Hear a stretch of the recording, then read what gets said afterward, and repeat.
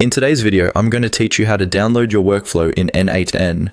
This is a quick and simple task, but it's useful to know exactly where to find the option, so you can save a copy of your workflow whenever you need it. Downloading your workflow can help you create a backup, move it to another workspace, or simply keep a version stored on your computer for safekeeping. To get started, make sure you already have the workflow open inside n8n. You'll want to be on the workflow editor screen where you can see your nodes and connections clearly. Once you're there, look toward the area above the workflow where you'll find the menu represented by 3 dots. This menu contains additional actions related to the workflow, so if you don't immediately notice the download option on the main screen, that's completely normal.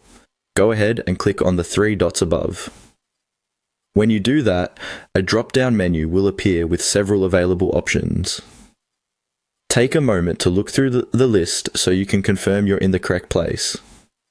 This is where n8n keeps extra workflow actions that aren't always visible in the main toolbar. From that menu, click Download. As soon as you select it, n8n will begin downloading your workflow file.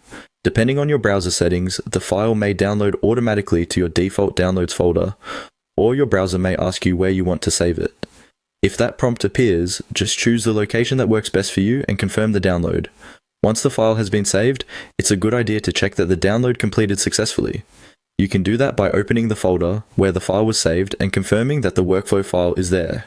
Keeping your downloaded workflows organized in clearly named folders can make things much easier later, especially if you manage multiple automations. And that's it. To download your workflow in n8n, all you need to do is click the 3 dots above and then click Download. It's a very short process, but it can be an important habit if you want to keep backups or share workflows more easily. Thanks for watching, and I'll see you in the next video.